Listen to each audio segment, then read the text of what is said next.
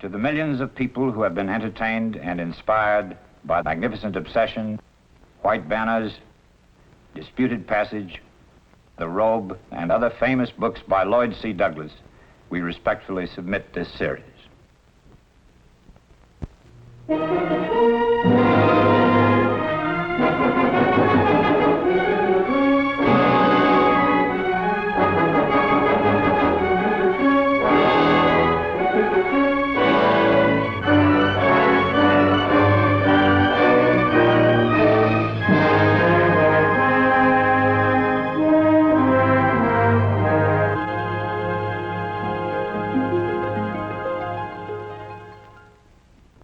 I suppose everyone who has reached the so-called age of discretion has committed the indiscretion of interfering in other people's lives.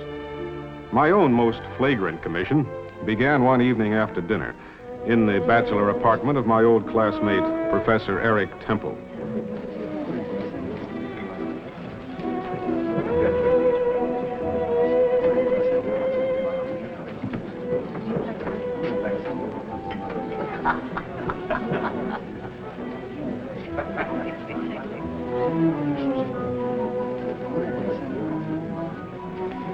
A few more CCs, gentlemen?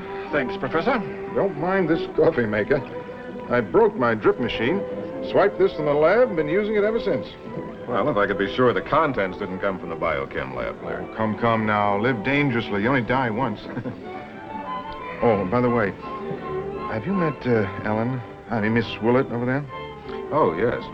Most extraordinary thing. She and her mother have been visiting here on and off for years, but I never met them. And I went to a medical meeting in Chicago, and at a dinner party with Penny of Northwestern, Ellen sat next to me. From what little I've observed, I'd say that the young lady seems to be firmly under the thumb of that mother of hers. You know, she takes the most extraordinarily intelligent interest in biochemistry. Oh, does she now? A charming girl. Pretty, too, don't you agree, Means? Oh, yes. Yes, of course, charming. Felt it the moment I saw her. Yes, that's what I thought the first moment I met her in Chicago. Uh-oh, more empty cups to take care of. Pardon me. Well. Oh, no. Not Temple. He's the world's most confirmed bachelor. Yes, I suppose you're right. Oh, there's Fletcher. I want to see him about that lobotomy patient.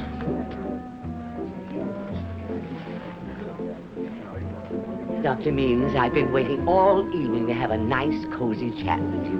Now, you come right over here and sit down with me.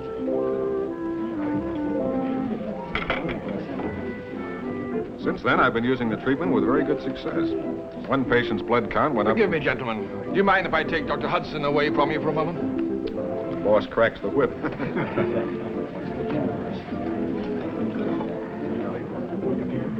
Why the conspiracy? Keep your voice down. Our confirmed bachelor is about to be plucked off the vine. Really? Yeah. The girl's mother has been pumping me for the last half hour about Eric. His background, his prospects. Why, she all but came right out and asked me if I thought he was good enough for her little Ellen. Oh, I gave him a good send-off, all right. You wouldn't recognize our dear professor in his new wings. Well, now, do you think that was quite... we don't even know the girl Means. And Eric is pretty set in his ways. Nonsense. The man's straining at the leash, that's obvious. I suggested to Mama that she talk to you. To me?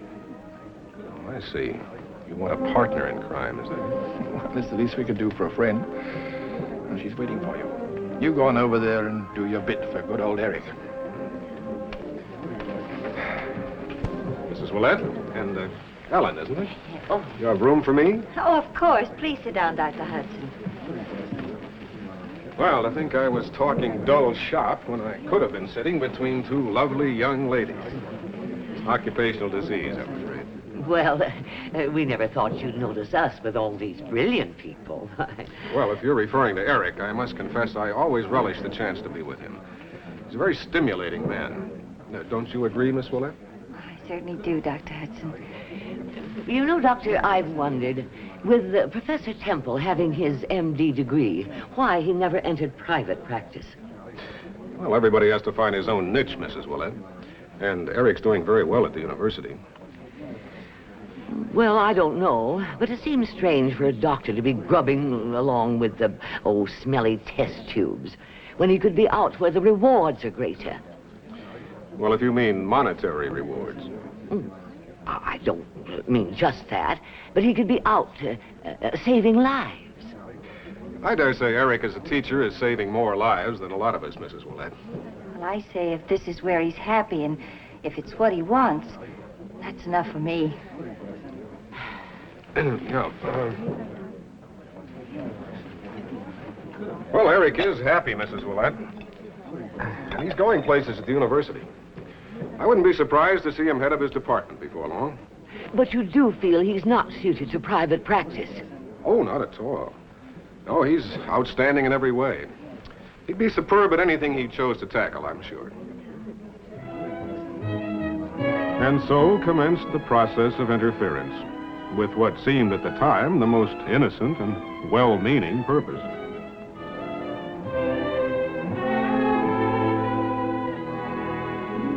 What do you think of that? We certainly pulled it off, didn't we? We? I imagine this would have happened without us, don't you? Not on your tin type.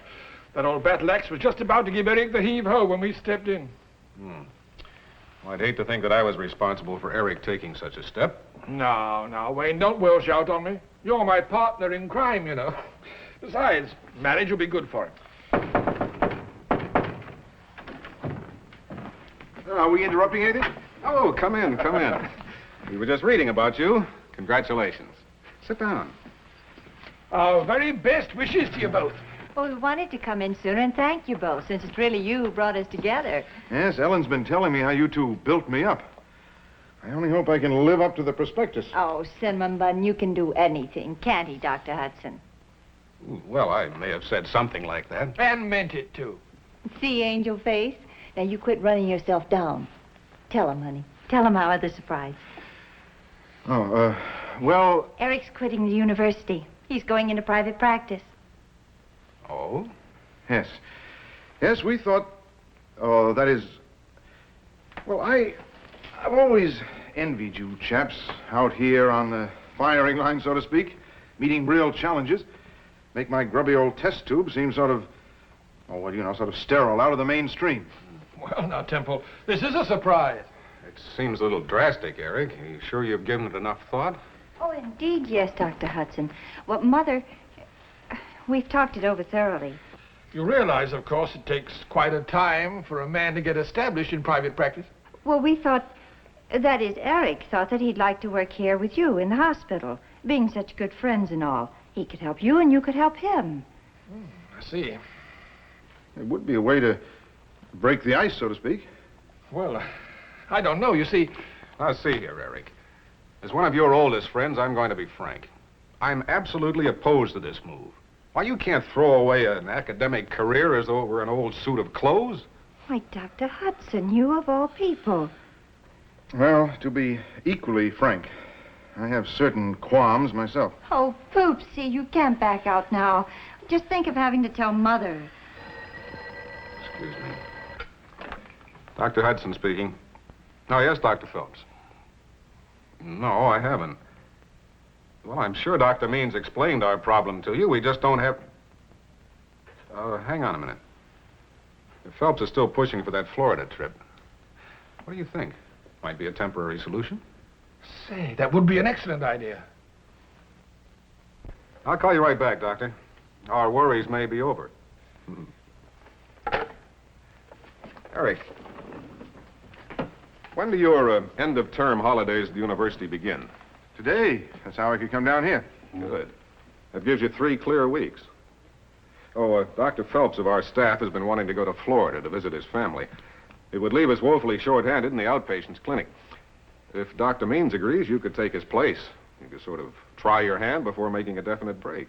I heartily concur. It sounds wonderful. Thank you, Dr. Hudson. Yes, that does sound like a good idea. I wouldn't have to pull up stakes at the university just yet. Could try my wings, so to speak. I'll do it. I'm most grateful. Thank you so much. Oh, Poopsie, let's rush right over and tell Mother. She'll be so pleased. All right, darling. Yes, of course. Little did I dream how that Chicago meeting was going to change my whole life. Well, thanks again, gentlemen. I'll see you bright and early Monday morning. Bye. Goodbye.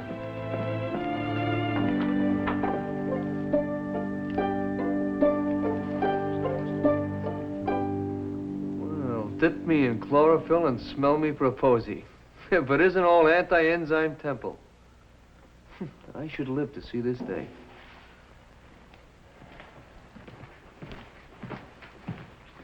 This is Dr. Cravens. Cravens, this is Dr. Temple. He's going to be with us for a week at least. We've met before. Welcome aboard, Doctor. Oh, yes, Cravens. You were in one of my classes, weren't you? Well, it's nice to see you again. Well, the clinic will be open soon. I better show you your office. Now, I don't mind telling you, Wayne, I'm feeling a little nervous. Nonsense. You'll be in harness in no time. Oh, did I show you this? Ellen bought it for me. Well, it's very appropriate. Mm-hmm. Sort of symbolic, isn't it? She had my name engraved on the bell.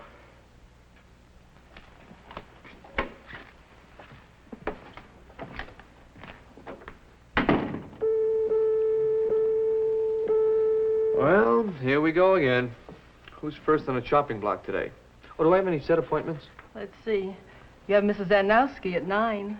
Oh, no, not again. What's her trouble this time? The same one, her back. Oh, brother, if I hear any more about her back, I'm going to go out of my skull. Wait a minute. Let's get the great Temple to take care of her, huh? But, Doctor, Go ahead. He almost flunked me once in biochemistry. Let's see what he can do with Mrs. Z.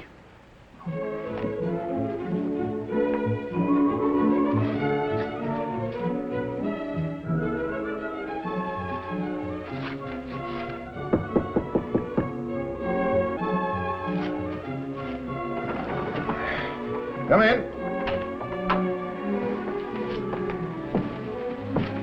Dr. Temple, this is Mrs. Zanowski. This is her case history. Oh, fine, fine. Well, sit down, Mrs. Zanowski. Mrs. Zanowski is an old friend here at the clinic. She's almost a permanent patient. Thank you, nurse. Thank you.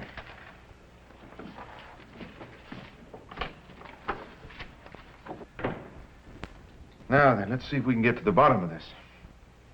Just what seems to be the trouble, Mrs. Zanowski? It's 2 years now, Doctor. I've been having pain here, right here. Oh, it's driving me crazy. I've been to doctor after doctor, and none of them seem to give me the least bit of relief.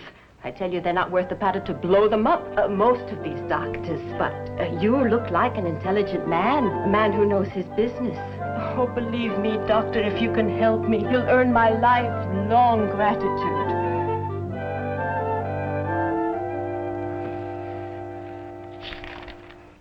Well, I guess I'll grab a bite of lunch at the coffee shop.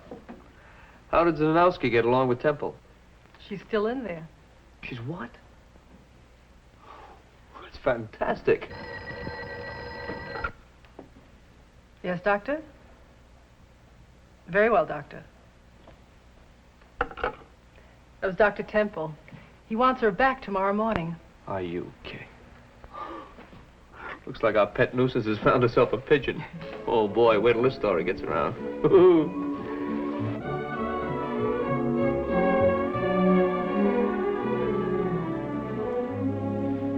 I wanted to get down sooner to see how Dr. Temple was getting along, but I was tied up.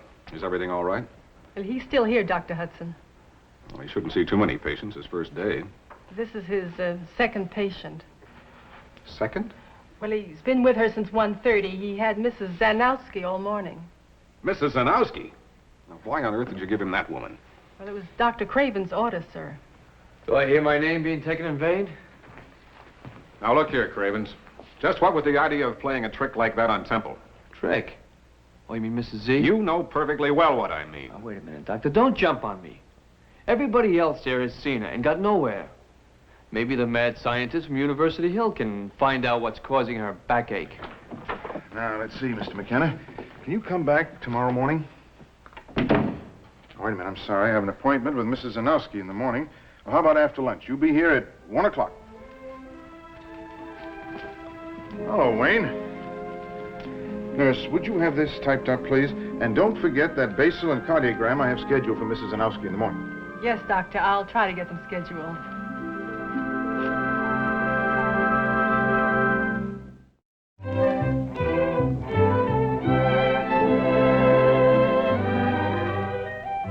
next 10 days, Dr. Eric Temple continued his painstaking procedure, but at the expense of considerable strain on the limited facilities and personnel of the clinic.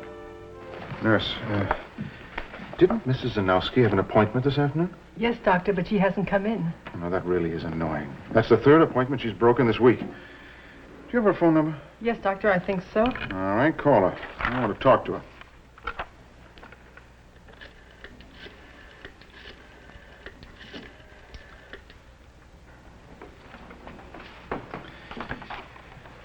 Hello, Mrs. Zanowski? Dr. Temple calling. Oh, yes, doctor.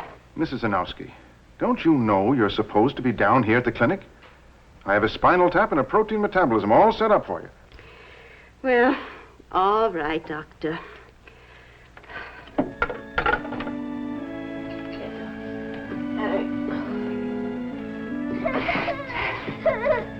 Oh, there, baby, here now. Oh, no, oh, don't you cry now. Mommy's got to go away. Oh, it's a girl. Here, Mrs. Miller. I'll be back as soon as I can. Oh, that doctor. He's a crazy man.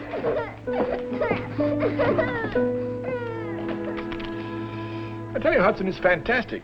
8 patients in 10 days, and half his time spent with this hypochondriac.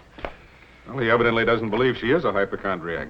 Well, he may be right, but just the same, our free clinic isn't exactly the Mayo Brothers. You have to draw the line somewhere between critical cases and just run-of-the-mill complaints. Well, it's pretty difficult to scold a man for being thorough. Dr. Means, somebody has just got to talk to that great Dr. Temple. Now what? Mrs. Zanowski hasn't been showing up for her appointments, so he started calling her on the telephone. The next thing you know, he'll be grabbing his patients off the street. He has given her every diagnostic test known to the medical profession. Most of them she's already had. Now, Cravens. Oh, he's got the clinic in an uproar. The nurses are typing his notes. The lab is so tied up that nobody can get near it. Look, he may be a good teacher, but if you ask me... Dr. Cravens, that'll be enough. I don't care. I want to see the head of the hospital. Are you the head man around here? Mrs. Zanowski, please. This is a hospital. You must consider... I don't care. You got to keep him away from me. You got to tell Dr. Temple to leave me alone. I believe you're wanted down in the clinic, Doctor. Oh, yes, I was just going.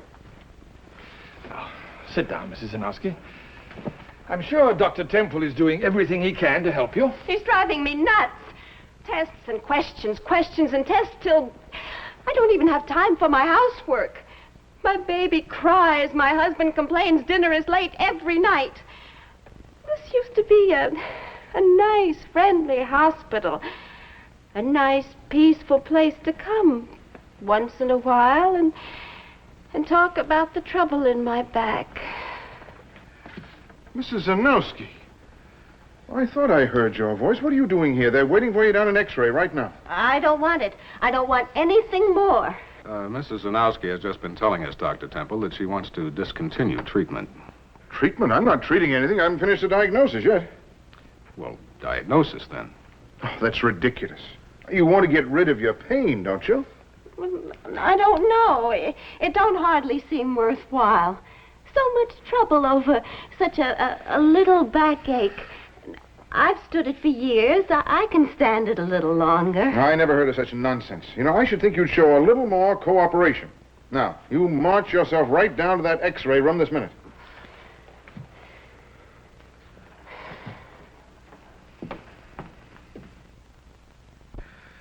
Some people really try a man's patience.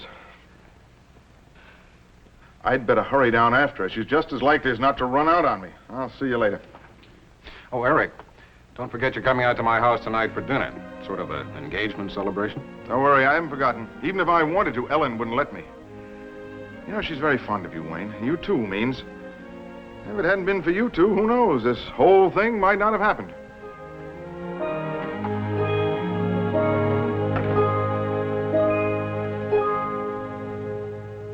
Almost 8 o'clock. It's the same thing every night. Well, that's a doctor's life. Dr. Means seems to have time to come for his dinner. Dr. Hudson is here. Did I hear my name? Oh, we were just saying, Dr. Hudson, it's a shame that Eric has to hold up your dinner. Oh, that's perfectly all right. We doctors understand. I phoned the hospital. He left some time ago. He should be here very soon. Eric broke 3 luncheon engagements with us last week. He even seems to be too busy to answer the phone when Ellen calls him. Is it really necessary for him to work so hard, Dr. Hudson? Well, it's his own choice, Mrs. Willett. He's extremely conscientious. Dr. Hudson, I don't mean to speak out of turn, but is it necessary to pile so many patients onto one doctor? Can't the other doctors do their share? Well, he doesn't see many patients. He's just very thorough with those he does see. Well, I agree with you, Doctor. Especially that Zanowski gal. Zanowski? I've heard him mention her name. Just who is this woman, Dr. Cravens? Oh, it's a professional interest, ma'am. Well, I hope so. Mother, how could you? Oh, I didn't mean that in the wrong way. I mean, take one look at Mrs. Zanowski and you have nothing to worry about, believe me. But he does give a $1 million service. And for what reason, may I ask? Eric says she's a very baffling case. I know he's been quite concerned with her. Baffling. She's a pest. She has nothing better to do than to go to free clinics and bend everybody's ear. Cravens. Excuse me.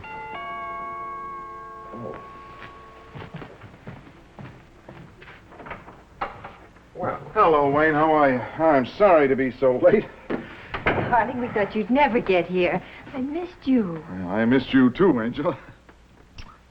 Oh, hello, Mother. Dr. Means, Dr. Cravens? I called the hospital, Eric. Do you have trouble getting here? No, not at all. No, I was over at Mrs. Zanowski's. Would you believe it? That woman did not go down to the X-ray after she left your office this afternoon, Dr. Means. She sneaked out of the hospital. I had to go after her. I was pretty furious, believe me. Maybe it was all for the best, though. She won't have any more backaches. What did you say? That's right.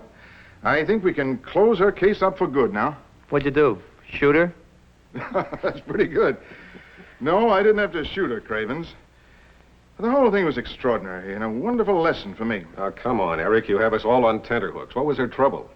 Well, as you know, I'd taken a most detailed history, put her through every kind of test, approached her case from every conceivable angle. Yes, Eric, we can all vouch for that. And yet I'd overlooked one small, significant detail of her history. And what was that? She has a child. A 4-year-old child. That's not news. Yes, but you haven't seen this child, nor had I, until this afternoon. For heaven's sake, Eric, come to the point. Well, this child has to be seen to be appreciated. Not quite 4 years old and weighs 50 pounds. Good grief. Mm-hmm. Poor child is rickety and doesn't walk well, so Mrs. Zanowski carries her around all day. Result, chronic strain and pain. So much for the laboratory approach to diagnosis. I dare say a good general practitioner would have caught it at once. I'd say we could all take a lesson from your handling of this case, Eric. Oh, great sublime healer. I'm at thy feet. Oh, nonsense, my boys. Pure luck. And persistence. That's all very well. But just what kind of a living can a doctor make when he spends days and days on one patient? Mother, you can't tell Eric what to do with his time. Now, wait a minute, Ellen. Mother's right. I could never make a living in a private practice. No, I'm going back to the university after the holidays. What? Mm-hmm. It's been a wonderful experience, but I'm not suited for it. Not suited at all. Cabbage, you got engaged to a school teacher, and I'm afraid you're going to have to stay married to a school teacher. But, darling, isn't this terribly sudden? Not at all. Realized the second day that it wasn't my cup of tea. Well, I like that. You realized.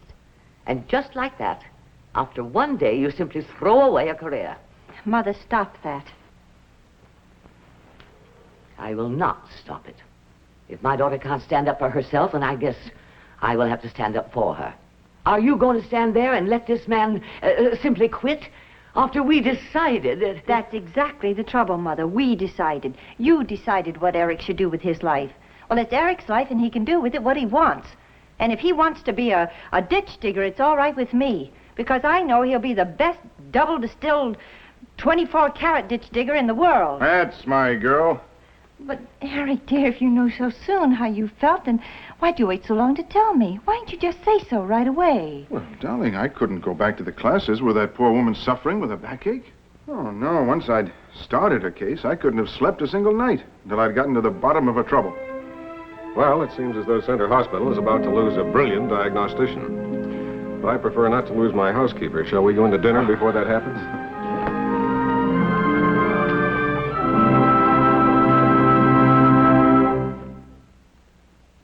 And so they were married. And Eric Temple went back happily to his classes and his test tubes. But this did not prevent Dr. Cravens from occasionally putting in a quiet call to the university when he ran up against a particularly stubborn case.